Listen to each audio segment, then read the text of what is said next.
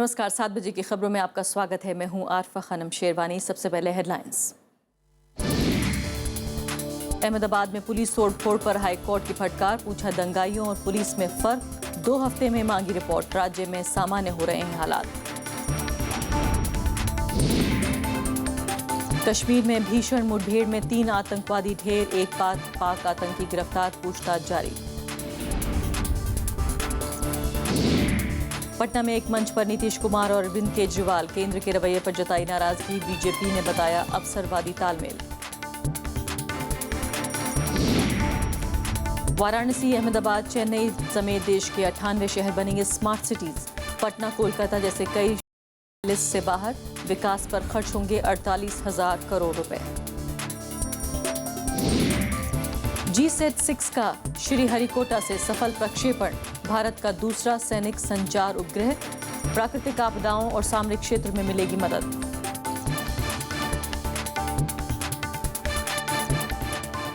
सबसे पहली खबर।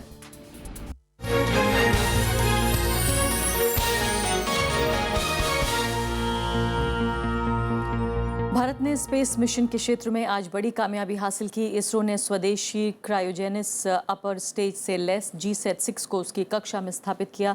ये उपग्रह देश की संचार सेवाओं और सामरिक जरूरतों को पूरा करेगा। प्रधानमंत्री नरेंद्र मोदी ने इसरो के वैज्ञानिकों को इस कामयाबी पर बधाई दी। 3, 2, 1, 0, +1, +2, +3, +4, +5, +6, +7, +8, +9, +10 seconds. Auto tracking. आग की लपटें छोड़ते हुए GSLV D6 ने जैसे ही लॉन्चर पैड से उड़ान भरी, अंतरिक्ष विज्ञान के क्षेत्र में भारत ने नई कामयाबी हासिल कर ली। +25 seconds. आंध्र प्रदेश के श्रीहरिकोटा में सतीश धवन अंतरिक्ष केंद्र से छोड़े गए प्रक्षेपण यान ने सफलतापूर्वक G-SAT-6 उपग्रह को उसकी कक्षा में स्थापित कर दिया। ये उपग्रह अंतरिक्ष में 36,000 किलोमीटर की ऊंचाई पर भूस्थैतिक कक्षा में काम करेगा। Today's performance of the launch vehicle clearly demonstrates that all the systems have been performing very normally and the various intricacies of the cryogenic engine performance and the systems have been understood. Let me thank once again the entire ISRO team for the wonderful work it has done and the wonderful work it continues to do to meet the requirements of our country. इसके साथ ही इसरो की cryogenic तकनीक पर भी कामयाबी की मुहर लग गई। GSLV यान में भारत में बना क्रायोजेनिक इंजन लगा है। इसकी मदद से इसरो भारी उपग्रहों को भूस्थैतिक कक्षा में पहुंचा सकेगा। That with this fantastic team ISRO, we will be back here for the next launch by April for a possible launch of June, July for next GSLV launch. G-SAT-6 Bharat का 25वां भूस्थैतिक संचार उपग्रह है। ये G-SAT सीरीज का 12वां उपग्रह है। इसका वजन 416 टन है और ये 50 मीटर ऊंचा है। सैटेलाइट में 6 मीटर चौड़ा एंटीना लगा है। इससे छोटे हैंडसेट के जरिए डाटा, वीडियो और ऑडियो को एक जगह से दूसरी जगह भेजना मुमकिन होगा। ये C बैंड में एक नेशनल बीम और S बैंड में 5 स्पॉट बीम से लैस है। इसका इस्तेमाल डिफेंस यानी सामरिक सेक्टर में भी होगा। साथ ही प्राकृतिक आपदा के समय दूर दराज के इलाके में भी छोटे हैंडसेट के जरिए संपर्क साधा जा सकेगा। ये 9 साल तक सेवाएं देगा। Bureau report, Rajya Sabha TV. और वरिष्ठ साइंस जर्नलिस्ट पल्लव बागला इस वक्त हमारे साथ मौजूद हैं। पल्लव, हमने अभी रिपोर्ट देखी यहाँ पर, लेकिन इसके अलावा कितना महत्व आप इस घटना को देना चाहेंगे? कितना महत्वपूर्ण है इसका लॉन्च? देखिए, आज जो GSLV का लॉन्च था वो रॉकेट की तुलना में अपनी जगह बहुत इंपॉर्टेंट लॉन्च था, क्योंकि ये नवा लॉन्च था GSLV का और ये दूसरी बार कंसेक्यूटिवली सक्सेसफुली लॉन्च किया गया GSLV। इसमें इंडिया का क्रायोजेनिक इंजन था और ये पूर्णतः स्वदेशी रॉकेट है। तो ये बहुत बड़ा एक अचीवमेंट था लॉन्च रॉकेट के लिए। और खासकर जो सैटेलाइट भेजा गया है वो अपने में एक नया और यूनिक सैटेलाइट है, जो हिंदुस्तान की आर्म्ड फोर्सेस को कम्युनिकेशन में बहुत मदद देगा। उसमें एक बहुत बड़ा 6 मीटर बड़ा एंटीना बना है जो कि छाते की तरह खुलेगा ऊपर अभी अंतरिक्ष में और उससे एक छोटे से हैंड हेल्ड डिवाइस, माने मोबाइल फोन की तरह या कॉर्डलेस फोन की तरह बड़े डिवाइस से आप कहीं पे भी कम्युनिकेट कर सकते हैं। सिक्योर कम्युनिकेशन हमारी आर्म्ड फोर्सेस को बहुत सख्त जरूरत थी। तो आज का जो लॉन्च है वो हिंदुस्तान को सुरक्षा देने के महत्व से बहुत ही अहमियत रखता था। जी पल्लव बागला, इसके अलावा 2013 में याद आ रहा है कि इंडियन नेवी के लिए भी खासकर इसी तरह का सैटेलाइट लॉन्च किया गया था, जो डेडिकेटेड था, कम्युनिकेशन सैटेलाइट था इंडियन नेवी के लिए खासकर। बिल्कुल जी, जो नेवल सैट है, नेवी सैट जिसको बोलते हैं, 2013 में छोड़ा गया और आज जो छोड़ा गया GSAT-6, इसको अगर मिला जुला के देखें तो ओशन के ऊपर पूरी कवरेज GSAT-7 से मिल गई जो नेवी सैट है, और GSAT-6 से हिंदुस्तान की आर्म्ड फोर्सेस को पूरा जो लैंड एरिया है उस पर कवरेज मिल जाएगी। तो अब पूरे एरिया में एक सीमलेस सिक्योर कम्युनिकेशन का जरिया बन जाएगा। और ये पहली बारी है जब इतनी भारी तादाद में इसरो या स्पेस का जो एक एसेट है उसको हिंदुस्तान की आर्म फोर्सेस के लिए आगे बढ़ाने के लिए मेहनत में यूज किया जाएगा। इस सैटेलाइट का एक और बड़ा फायदा होगा, जैसे जब हाल में कश्मीर में फ्लड आया था तब हर तरह का कम्युनिकेशन कश्मीर वैली से मेनलैंड से टूट गया था। उस वक्त अगर ये GSAT सैटेलाइट कारगर होता और GSAT सैटेलाइट के छोटे छोटे हैंडसेट होते तो कश्मीर वैली एकदम कट ऑफ नहीं होती। तो डिजास्टर मैनेजमेंट में और वॉर लाइक सिचुएशन में और पूरे इसको सिक्योरिटी apparatus के लिए ये एक बहुत बड़ा कदम है। जी हाँ, बहुत महत्वपूर्ण आपने बात की है कि अगर कोई आपदा आती है, प्राकृतिक आपदा आती है, अगर नेचुरल कोई डिजास्टर है, उस सिलसिले में भी ये काम आ सकता है, और जाहिर है सैनिक जो सामरिक क्षेत्र है उसके लिए भी महत्वपूर्ण है। लेकिन अगर इसकी कीमत देखें, जितना खर्च इस पर हुआ है, उसके हिसाब से कैसे आंकेंगे आप? देखिए, सुरक्षा के लिए कोई कीमत नहीं होती। अगर आपको अपनी हिफाजत करनी है तो पैसा जरूर खर्च करना पड़ेगा। और GSAT सैटेलाइट जो है ये अपने में 9 साल तक काम करेगा, तो 9 साल में ये अपनी कीमत पूरी तरह से वापस देगा, इसकी हमें पूरी उम्मीद होनी चाहिए। और अंततः हिंदुस्तान की सुरक्षा हिंदुस्तान ही करेगा। तो अपना अगर आपका सैटेलाइट है, अपना कम्युनिकेशंस का सिक्योर जरिया है, तो आप भले ही ओशन में हो या आप लैंड में हो, तो अगर आपके नॉर्दर्न या वेस्टर्न फ्रंटियर या ईस्टर्न फ्रंटियर से अटैक हो या सी साइड से अटैक हो, सब में आपकी हिफाजत करने में ये सैटेलाइट जो है वो कम्युनिकेशन में बहुत मदद करेंगे। जो आजकल वॉर बन गया है वो नेटवर्क सेंट्रिक वॉर बन गया है, उसमें कम्युनिकेशन और साइबर कनेक्टिविटी की बहुत सख्त जरूरत है।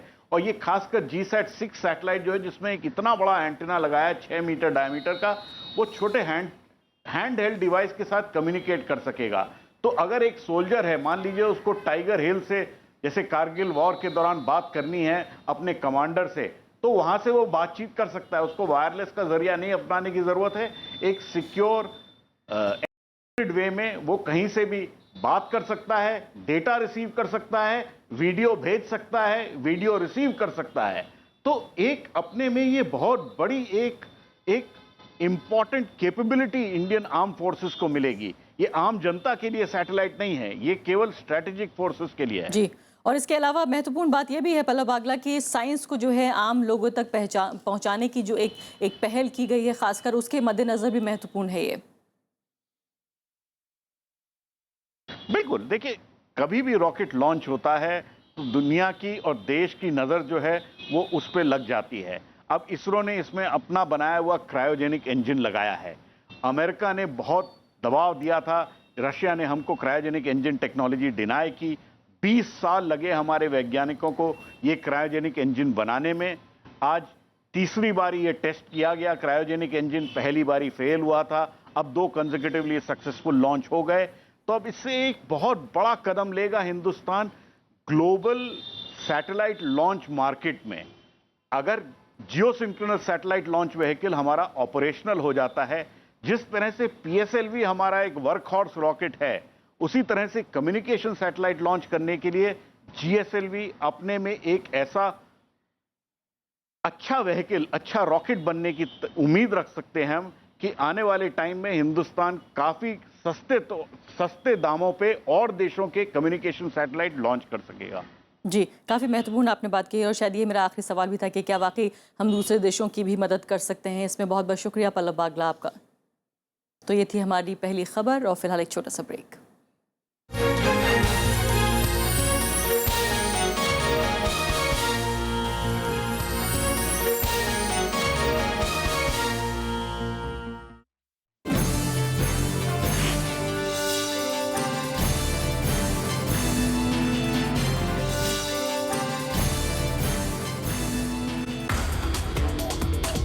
वन रैंक वन पेंशन पर तकरार, विवाद थमने के क्या हैं आसार? अनशन पर पूर्व सैनिक, निदान के लिए क्या कर रही है सरकार? देखिए RS TV विशेष वन रैंक वन पेंशन शाम 7:30 बजे।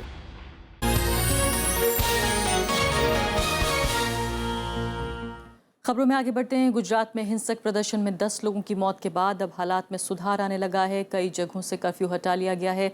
राजधानी अहमदाबाद में सेना अभी भी तैनात है, जबकि राज्य के अलग अलग जिलों में अर्धसैनिक बलों की मदद ली जा रही है। वहीं विधानसभा में कांग्रेस के जबरदस्त अवरोध के बाद स्पीकर को एक दिन के लिए कांग्रेस विधायकों को सस्पेंड करना पड़ा। रक्षक और भक्षक में क्या फर्क है? ये तस्वीरें आम जनता में क्या संदेश देंगी?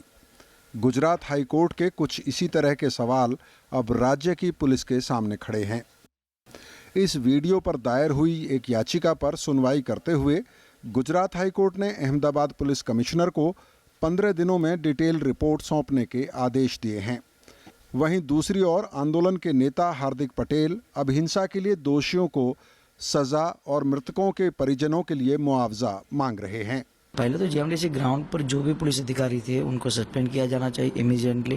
नहीं, अभी जो कार्यक्रम चलते हैं उसी प्रकार चला रहे हैं और हमने ऐलान किया है कि अगर हमारे बच्चों को 35 लाख का मुआवजा नहीं मिला जो मृत्यु हुई है उनको, तो फिर हम किसान लोगों को बोल देंगे सब्जी पानी दूध और जो जीवन चर्या वो गाँव में नहीं आना चाहिए, घर पे रखो, बाहर मत निकलो, हमारा जो हक है उसकी लड़ाई लड़ो, पुलिस वाले को हराओ पहले। हालांकि 2 दिन के हिंसक प्रदर्शन के बाद अब गुजरात में हालात सुधरने लगे हैं।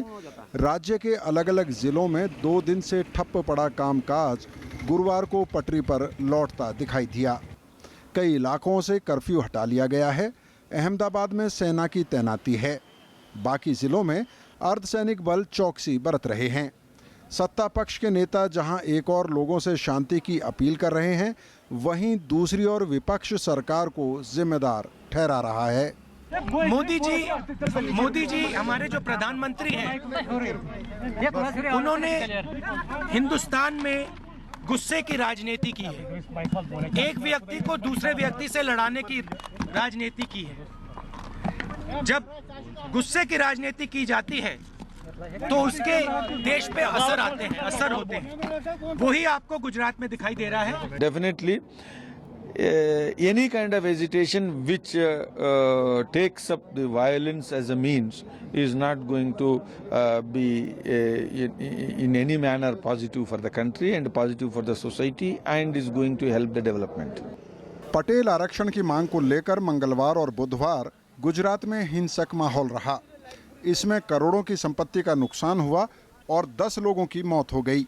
हालांकि माहौल तो अब शांत हो रहा है, लेकिन पटेल समुदाय अब भी अपनी मांगों से पीछे हटने को तैयार नहीं है।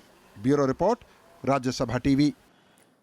मुख्यमंत्री अरविंद केजरीवाल ने आज पटना में नीतीश कुमार के साथ मंच साझा किया। दोनों नेताओं के निशाने पर केंद्र सरकार रही। बीजेपी के ने दोनों नेताओं की इस मुलाकात को अवसरवादी करार दिया है। बिहार के मुख्यमंत्री के बुलावे पर पटना पहुंचे दिल्ली के मुख्यमंत्री अरविंद केजरीवाल ने जहां एक तरफ नीतीश कुमार के सुशासन की तारीफ की, वहीं दूसरी तरफ केंद्र सरकार की नाकामियों को गिनाया। अरविंद केजरीवाल ने केंद्र सरकार पर वादा खिलाफी और काम में बिना वजह हस्तक्षेप करने का आरोप लगाया। चुनाव खत्म होने के बाद जो भी पार्टी जीते केंद्र सरकार में और राज्य सरकार में, दोनों के बीच में तालमेल होना बहुत जरूरी है देश के विकास के लिए। अगर दोनों के बीच में टकराव होता है तो ये अच्छा नहीं है, देश के लिए अच्छा नहीं है। लेकिन पिछले 6 महीने से जिस तरह से दिल्ली सरकार को एक के बाद एक केंद्र सरकार टांग अड़ाती जा रही है, ये देश के लिए अच्छा नहीं है। इधर बीजेपी और उसकी सहयोगी पार्टियों ने अरविंद केजरीवाल के समर्थन को अवसरवादी करार दिया है। केजरीवाल जी ने इस गठबंधन के साथ हाथ बढ़ा करके ये भ्रष्टाचार का जो मुहिम है वो उसके पर्याय बनते जा रहे हैं। वो तो अपनी बड़ाई करते रह गए, गूंज किनकी क्या सुनाई पड़ती है हम भी सुन रहे थे। अरविंद केजरीवाल जी ने एक शब्द भी बिहार सरकार की उपलब्धि के संबंध में नहीं कहा। पटना पहुंचे अरविंद केजरीवाल को विरोध भी झेलना पड़ा। बिहार में इस साल सितंबर अक्टूबर में विधानसभा चुनाव होने हैं। ऐसे में अरविंद केजरीवाल का बिहार दौरा अहम माना जा रहा है। Bureau report, Rajya Sabha TV. Jammu Kashmir के दौरे के दूसरे दिन आज कांग्रेस उपाध्यक्ष राहुल गांधी ने पुलवामा और सोपोर में जनसभाओं को संबोधित किया। उन्होंने राज्य की पीडीपी बीजेपी सरकार को मौका परस्त सरकार करार दिया। इसके साथ साथ राहुल गांधी ने कश्मीरी पंडितों की समस्याओं को संसद में उठाने की बात कही है। कश्मीर के पुलवामा में किसानों को संबोधित करते हुए राहुल गांधी केंद्र और राज्य सरकार पर जमकर बरसे। उन्होंने राज्य की पीडीपी बीजेपी सरकार के गठबंधन को अवसरवादी गठबंधन करार दिया। साथ ही उन्होंने राज्य सरकार पर यूपीए की विकास योजनाओं को आगे बढ़ाने में नाकाम रहने का भी आरोप लगाया। जम्मू कश्मीर के लोगों को लग रहा है कि ये जो कोalition है ये अपॉर्चुनिस्टिक कोalition है और ये आपको मदद करने का कोalition नहीं है। इससे पहले कल राहुल गांधी ने बालकोट में सीज फायर से पीड़ित परिवारों से मुलाकात कर उनका दुख दर्द बांटा। राहुल गांधी का लद्दाख जाने का भी कार्यक्रम है। Bureau report, Rajya Sabha TV.